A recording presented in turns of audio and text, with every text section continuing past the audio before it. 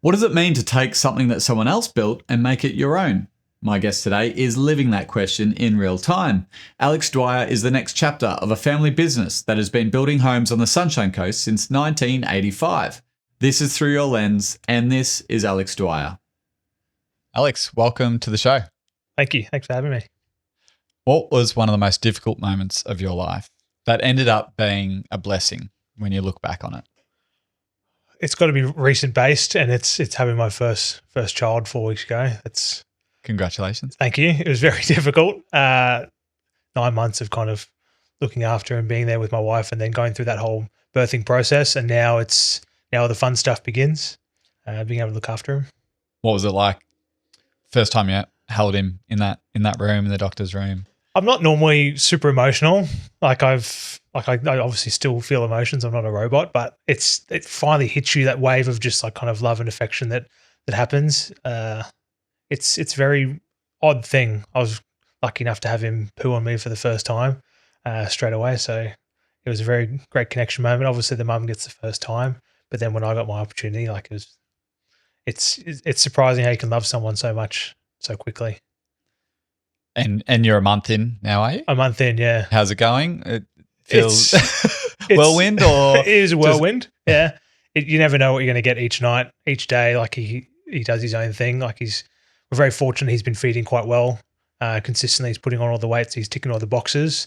But it's just when he's alert and he's awake, what do we do with him? Like, do we just put him down? No, we'll do some tummy time. We'll do some activities. But then he's looking in every different direction.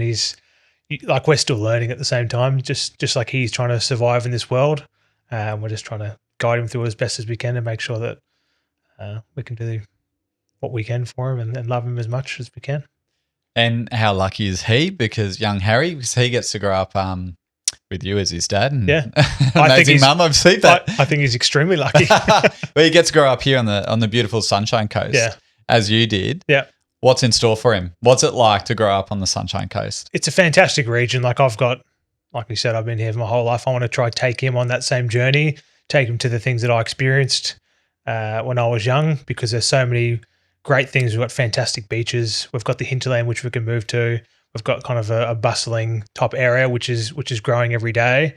I want him to be able to experience all that. And then I can do the classic, in my time, this was what this was. And that'll be the fun part, I reckon, being able to point out some history of the Sunshine Coast. You'd be like, I built that. We built that. I built that. Yeah.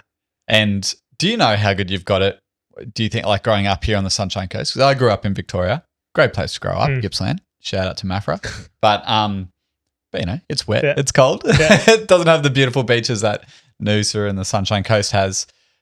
Do you really fully appreciate it, do you think? Or do you just, it's the only thing you know? So it's kind of the only thing I know. Like, obviously I have traveled a little bit, but you've never like had that opportunity to pinch yourself and go, I'm so lucky to have these. Like, we do have weather, like it's not Sunshine Coast. We do have rain here, but even then it's nothing like some of the other regions that kind of rain consistently. I've been to Melbourne. It is lovely. I like Melbourne, but I don't think I could live there, unfortunately. But the Sunshine Coast is just such an amazing area, and I'm glad I'm still living here. And for families, it's like it's just made for young kids and families. Yeah. And we are extremely lucky. And you grew up here, and you also grew up under a family business, Dwyer Quality Homes, which has been around for 40 years now. 40 years this year. 40 years this year, yeah. Celebrating our 40th year. So December 10 is the anniversary date. So it's coming up nice and fast. Amazing. Yeah. What was it like growing up with the family business? Were you in it? Did it feel separate, or was it always part of growing up? It felt like it was always part of growing up. Obviously, I was very aware of what it was, but you never really get the full grasp of it until you kind of get a little bit older. So back when I was like 13, 14, I'm walking through display homes that were built. Like, I've kind of been into the office plenty of times. I've known kind of where things are. There's some familiar faces of people that are in there. A lot of the people that are in there have seen me for multiple years because they've also been there for a long time. So you just kind of, you're walking around, you got some sort of idea, but then not until I got a bit older did I really kind of grasp how kind of influential that business was to the Sunshine Coast, building a lot of houses around here. It's kind of the perfect point when the coast was growing was when Dwyer Quality Homes really established and got its foot in the door. Nice. And did you feel like was there any pressure to like, this is for you, this is your pathway growing up? Was your dad saying, all right, pick up the hammer, you're going to be next? He never really forced me to do anything. He never forced me to kind of go get a trade or do something. He was happy to teach me. So when I was growing up, I learnt a lot about kind of building itself because he likes building stuff. So we did some renovations at home and kind of we did them ourselves. So I'm kind of understanding how things go together. You get that added business element as well. He's obviously very successful in business. So he can kind of point to me to things to look at and kind of how taxation systems works, how to kind of not necessarily run businesses, but like things to look out for. It seems very kind of nitty gritty but it wasn't. It was just very in passing those conversations to kind of make sure that I'm understanding of how things operate in the business world. And then I could take all those items together and kind of enhance my own skill set in that way, regardless of whatever industry I went into. I kind of had that as a baseline understanding to be able to move forward with. So there's no real push to go, I want you to be my heir to the throne. I want you to success me. That wasn't anything that was in there. It was just how things fell into place. And I was quite happy to kind of move into that as I got a bit older and I understood what I was doing. What sort of qualities from your dad and his way of leadership or, just business acumen have you like noted down or taken from him and gone, that's special. That's a part of his success. What have you noted from that? There's definitely things that I have taken on board and said, I want to kind of emulate that. Then there's a few things which I've gone, I don't really align with that type of mentality. I'm sure he would, I haven't fully discussed this with him, but I'm sure he would accept some of the faults that he has. But that was what I tried to do. And what I also try to do as a parent as well is to take the best things from both parents because everyone has their flaws.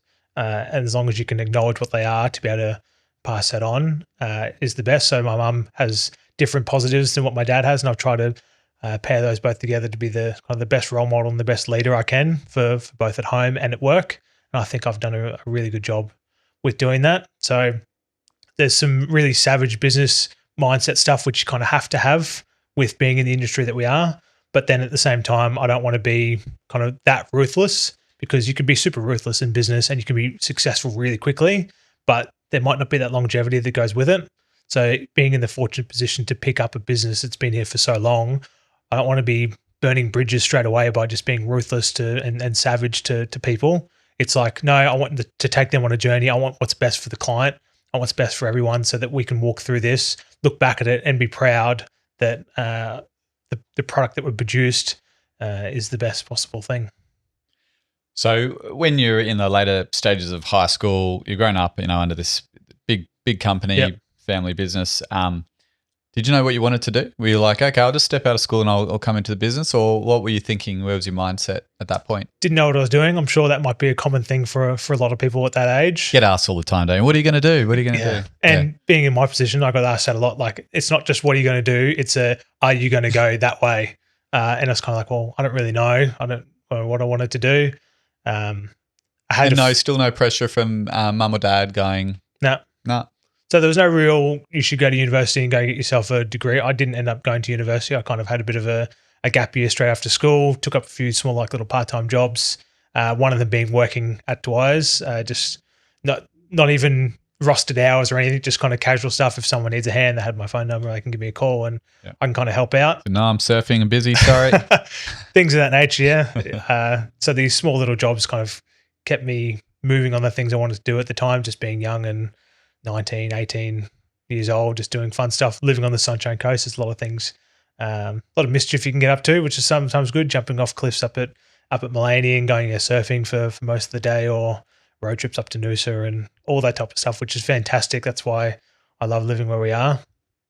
But yeah, no push to kind of really do anything. It got to the point after 2 years, they're like, okay, well, you got to do something now. You can't just keep living this life. And that's when I kind of got the opportunity to dive in a little bit deeper with Dwyer Quality Homes. And I'm glad that I did because I've kind of stepped all the way through to the position I am now. So there wasn't a key moment where you're like, yeah, this is it. You were just sort of like working in, helping people out and going, yeah. It just kind of got more and more part of my life. Like there was more and more time I've spent in the office and kind of in and around that system, and to the point where I was pretty much there every day. or at least working in there in some capacity, kind of either at the office or working from home, kind of helping out where I can. And so what did you learn in those when you were just rolling your sleeves up and actually in the business, working side by side with some of the people high up within the business, I guess? What did you learn? I learned a lot of the culture that was in there. I'm very fortunate to walk into an already established culture. That's a great benefit, and I can understand that. But there's been a great kind of group of staff that's been there for a long time, like a long serving. They all get along with each other. It's been really good to kind of watch that from kind of the outside, but then also on the inside at the same time, and build relationships with a lot of the people, which is still there today. Really early on when I'm kind of doing all the little mundane stuff, so they can kind of see the growth that I've had as well. So it's not just like I've been picked up and placed to the top of the chain. I can understand that might be a bit polarizing for some people and a bit unfair. But so jumping into that, I mean, fast forward 10 years from the first time you sort of stepped into the business, started helping out. 10 years on, you become managing director at 29 years old. Yep. Yeah. Was it intimidating? Did it ruffle any feathers? How did that sit? The actual process was quite long and drawn out. Like I've kind of slowly moved up. It wasn't just like an exponential jump. It's just kind of pretty linear. I made my way up there. So there wasn't many, I wouldn't say there's any feathers ruffled at all. They're all very kind of proud. They're all excited about the process and what's happening.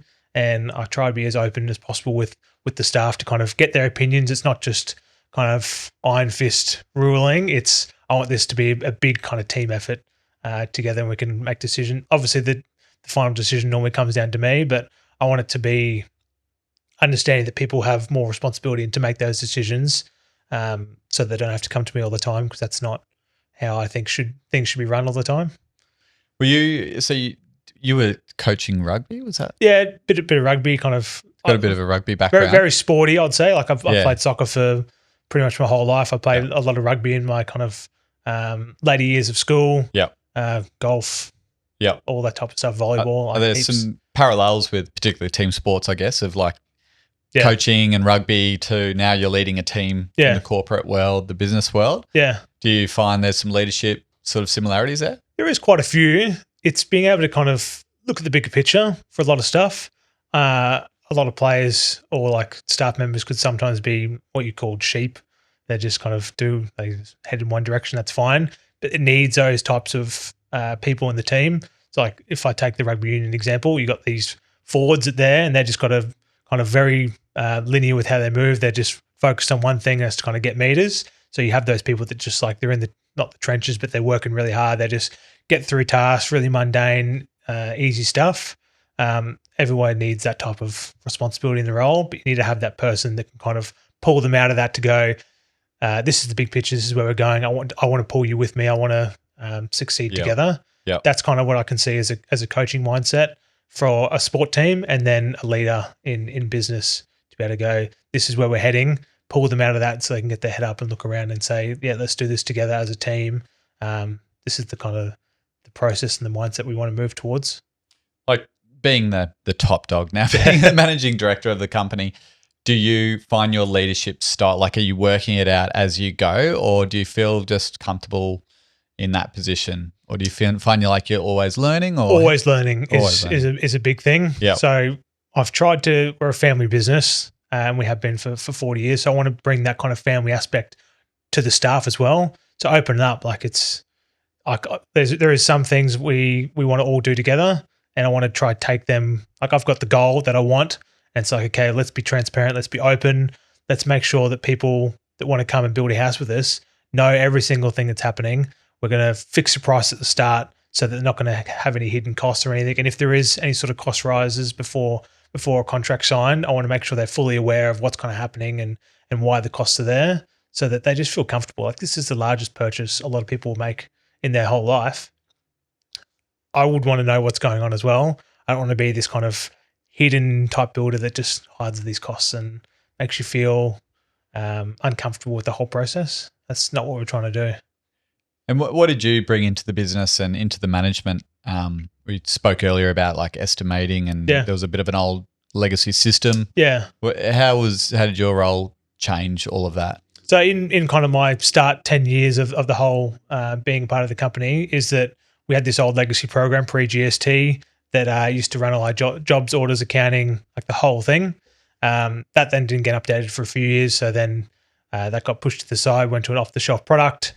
Off-the-shelf product just didn't suit with our systems. So in around 2015, they made the decision to redevelop this program that we've had. It's still been sitting there, just kind of not really touched. So we found a program developer, and then I kind of acted as a conduit between the program developer and what we required in the office.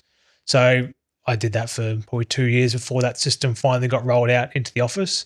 So having that's like the backbone of the whole process in there. It's got all our workflows, jobs, accounting, purchase orders, CRM, like the whole thing is encompassed.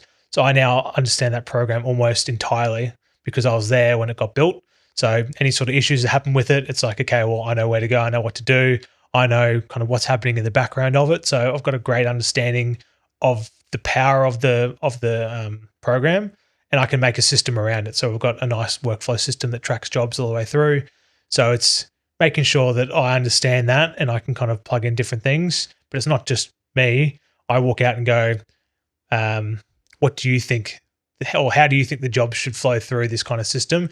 Get the opinion of everyone that's in there because they've done it for a long time. Some of them have been there longer than what I have. So I really respect their opinion, and I kind of pull that together and then make a kind of system that we can try to be as efficient as possible. Make sure we're not doubling up on a lot of stuff, and we can be smooth with our process all the way through to get these jobs firing. Because it's very complex, a lot of these custom stuff. We're going to make sure that you're dotting all your I's and crossing all the T's because it can be quite a large issue if it doesn't get addressed at the beginning, if you're halfway through the build and realize something's wrong. So what does Dwyer Quality Homes look like today? What are the different services and offerings you have? We used to do like a lot of stuff. We still do all those things, but we're trying to focus on our kind of strengths. So we've done first homeowners, we've done property investors, we still do property investor stuff. But our main focus is custom builds. We look at every job as its own custom build. So if you want to change a wall, let's change a wall because it's not our house, it's your house. So yes, we've got these standard designs which look really pretty, but that's normally a starting point for a lot of people. They'll take that design, they'll modify it, they'll move a wall, they'll add more space somewhere, they'll put some storage in, and we go, that's great, let's do all this for you. And we can assess that job on its merits kind of at the time. So it's not going to get hit with a huge change fee. It's just going to be priced as what it is. So that's our strength. So you're not a cookie cutter. You don't just cookie cut homes. You really want to. But we can. Like if you want us to cookie cut something, like we can, like a lot of our investor stuff is that kind of cookie cut because the investor doesn't really care what's at there in the end. But we want to go, that's our main kind of focus is building the dream home for someone. So we know that everyone lives differently. Everyone likes to do their own thing. So has that been a big shift? You're moving more towards that, or that's always been there, but it's always been there. Focus now, but it's definitely a greater focus. I've seen that's our strength. We've got a great core team in there that understands these things. They've seen, well, not everything, but they've seen a lot of stuff before. They know how to kind of design things and look out for some design tweaks. Because when you're making something from scratch, you got to look out for a lot of stuff. So with cookie cutter homes, like say with a bathroom, bathrooms are very complex in how they're laid out. And when every single time that you look at a bathroom, it's different from the last one, you've got to look for where's the towel rail going to go, how the tile's going to work, is it a fully enclosed shower? Like you've got to look at all these different aspects. And because we've got such a wealth of knowledge in there, we can kind of address all those problems and not have any issues down the track. Where if you design one bathroom once and you've worked out everything, fantastic, you don't change it. And then you don't give the opportunity for the owners to be able to change it. I don't align with that necessarily. I want to make sure that people have what they want and where they can live. Yeah, I love that. And so the Sunshine Coast has changed rapidly since, particularly over the last 5 years, since COVID, I guess. How do you adapt to that and how do you leverage that, I guess? Vacant land on the coast is definitely few and far between at the moment. It's finding where the builds are happening now. So knockdown rebuilds are a huge market, I think. There's a lot of interstate visitors and interstate people moving here now. And that's where kind of they want to live in these kind of already established areas, which are going to have an existing house on it. So that's kind of the market that we've really pushed to. And they want to be around mainly the beaches. People want to be as close as they can to the beach. So it's finding that type of area and being able to make sure that we can align with what those people want in that house. So it's finding something that is at a high quality but still at a reasonable cost, because you can quite easily get to a very nice house, but the inclusion levels are like super top end. We don't necessarily do the super top end stuff, but we're at the affordable side of high. So that's kind of our market that we're focusing on, and just trying to cater for the clients as best as possible. What's the process? I've been through a renovation, pretty extensive and expensive renovation. But what's the process like? Because going into it, if you've never done it before, it's quite intimidating, scary. Yeah. Like, what does it look like for someone approaching Dwyer quality homes? Where do they start? What do they do? If you have a rough idea of what you want, that's always better. Like, people that know what they want to really, we can service you a lot better. Not saying that we can't service you if you don't know what you want, but it gives us a starting point. So we've got a really talented sales team that can kind of take your ideas and make a plan for you, and then they can go back and forth with you and make sure that we're getting kind of what we need. They can and then produce prices for you, so we can kind of build you from the start. We've had that with a few people. They come to us straight away, connect really well with the sales team, and then kind of go, yeah, I want to build with these guys. Let's finalize and format a plan that we can build together. And then some people will go externally, get the ideas that they want, and then come to us with those plans. And then we go, these are great. Okay. And then we can kind of quote off that. Depending on the kind of the level of the plans, we will either use them or we might redraw with that kind of idea. Doing that's always a bit difficult because there's copyright infringements and all that type of stuff that can happen in there. But we're very flexible. We try working with people as best as possible. Everyone's situation is different. And we can understand obtaining money is quite hard sometimes. There's a block of land that still has a house on it, but you want to have a fixed cost of what you're going to be paying.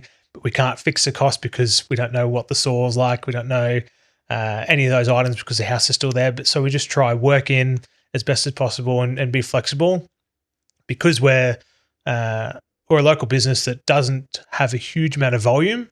We're not building 400 homes a year.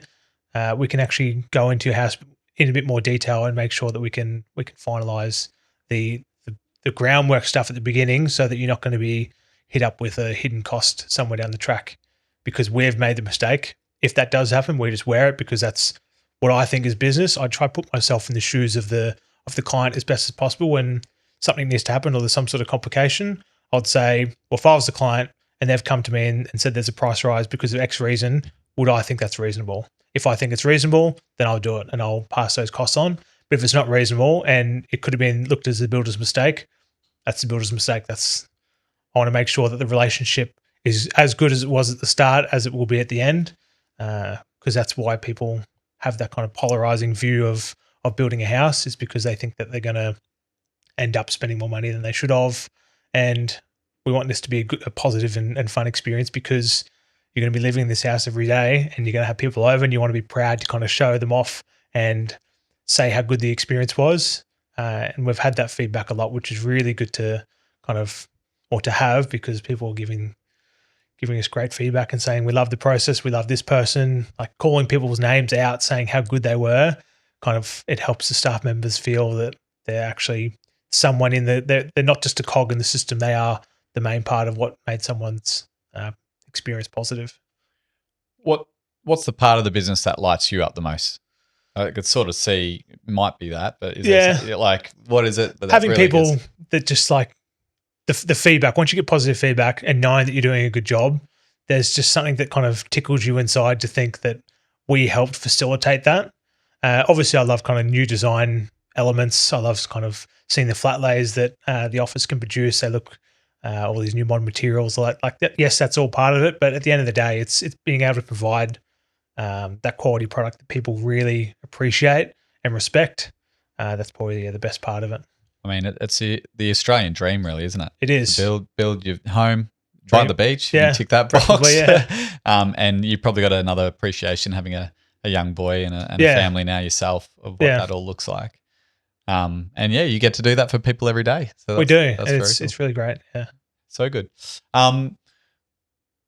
What does Dwyer Quality Homes look like 10 years from now, or what do you want it to look like? It's always hard to kind of picture that far away. Look into the crystal ball. Into the crystal ball, yeah. I think we've found our groove on this kind of custom build idea, and because we're ever growing with that process, because we're so flexible with what we do, we're gaining all this great knowledge of different processes. Like some people will go through an MCU process because the block of land doesn't quite allow what they want to go with. So we help them all the way through that process. And that's great wealth of information that we've now gained in that. So if someone wants to come and do that again, we go, great, we've done that before. We can help you out. Same with like kind of knockdown rebuilds. We can kind of assist where we can, and we're kind of gaining all this information. So in 10 years' time, I hope that we've you can never do everything, but I hope that we've done the majority of stuff. So when someone comes to us, because everything's, wouldn't say getting more difficult, but blocks of land are just getting harder and harder to kind of negotiate, because it's not just a vacant piece of grass anymore that's nice and flat.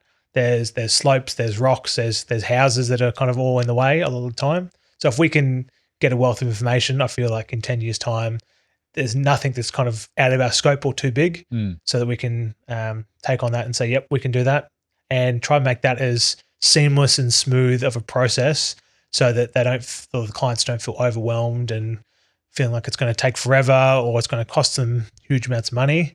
Just being able to take that, yeah. You just touched on something, like we spoke about it briefly off camera before, but the scarcity of land, everywhere really, but particularly Sunshine Coast, and cost of living, and I mean, if we both got young kids now, and like, what's it going to look like for them when they're trying to buy their first home or leaving school? You mentioned you're building more and more granny flats and things like that on the blocks of land, existing blocks of land.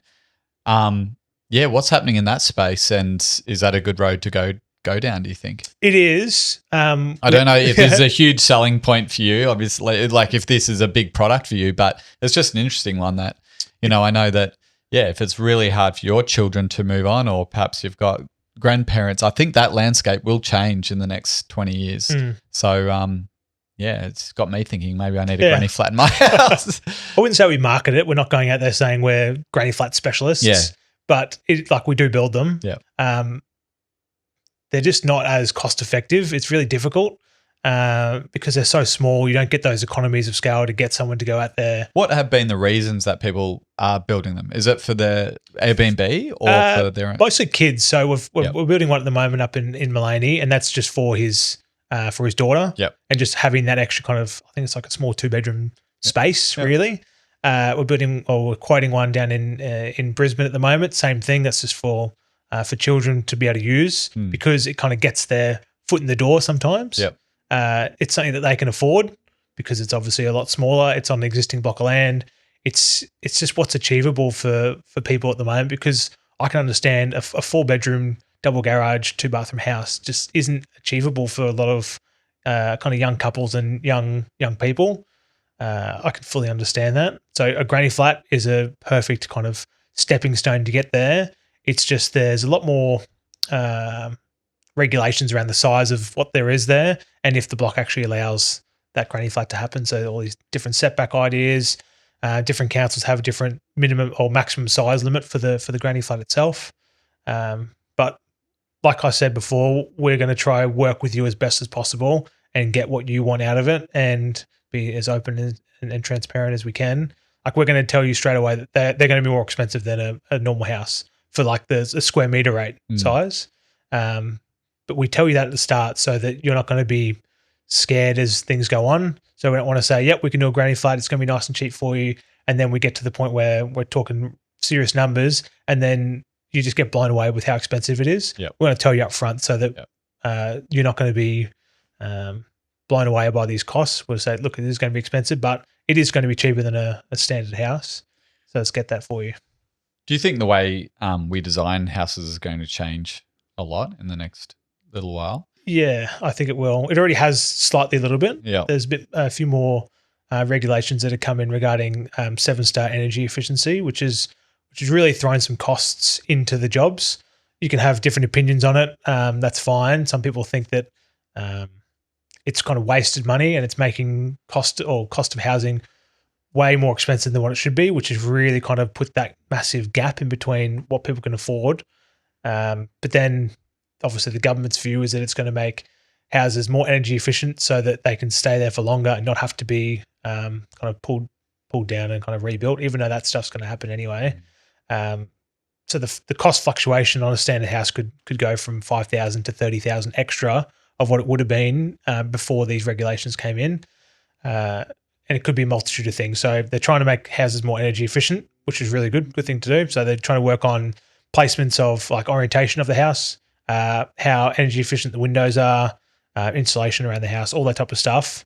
That all goes together to be calculated to work out if the house is energy efficient, and you have to achieve 7 stars. So we can't quote a price straight away because we haven't sited the block. We haven't got it assessed yet. So it's quite a difficult situation. But we're upfront with the clients. We say, look, we're going to put these allowances in here because we know that we might have to use them. We might have to upgrade the windows to a certain level of glazing so that they're a bit more energy efficient. We're going to put all these items in there in the house to make sure that when it actually gets assessed and comes back, we don't go, that's going to cost you an extra X amount. We say, look, it didn't use all the allowances, so we're going to give you a credit back, or the allowances were perfect. Like we're just nice and open as we can. But yeah, I think houses will be a bit more energy efficient moving forward because they have to be. What about size-wise? I know that, a lot of houses on the Sunshine Coast are built on beautiful big blocks and beautiful big houses. Do you think that'll come down? I mean, that's a luxury really when you look on a world stage. That's almost the norm here and people expect that almost. But yeah, a lot of people say that it's a negative because you get that kind of urban sprawl where things just get so far away from each other because everyone wants 450 square meters with a backyard and a pool and everything. I've seen it at the moment. It's happening where a lot of people are taking those big blocks and putting duplexes on them, which is good for density, but kind of the infrastructure around that area isn't really built for that much density. And that's the problem at the moment that we're having is what goes first? Do you build the houses first and the roads, or do you build the roads first, but then the houses might not show up? That's not my decision to make. That's way above my pay grade for those types of decisions. But you look at the new estates, which there is few of them, they're always kind of governed by council to put a certain level of high density or medium density areas in there. So blocks of land are getting smaller and they're costing more money. There's no doubt about that. It used to be where the house component was about 60% of the whole package and the land was about 40%, but now that's completely flipped. Land's between 60 and 70% of the total package price. And the house component's getting smaller and smaller, and that's what's driving people outside of the buying market, unfortunately. Awesome. We'll wrap up shortly. Yeah. Are there any other points that you want to touch on? Just the 40-year thing I'm very proud of. Yeah. It's obviously I'll frame it a better question. 40 years of Dwyer quality. Are you having Dwyer quality homes or DQH? Dwyer quality homes is fine. Yeah. 40 years of Dwyer quality homes.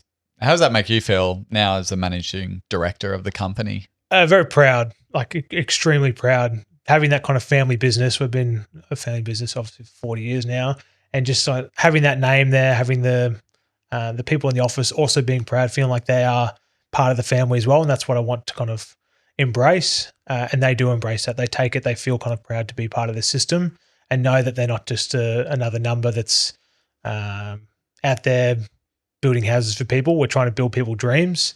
That just makes me feel like quite good that we're helping people out and we're keeping that legacy going. Obviously, I'd like to keep it going for a few more, or for my son to be able to potentially pick up. I'm not going to push him. I'm going to take the same mindset that he can kind of do whatever he wants, and if he wants to be part of it, he can.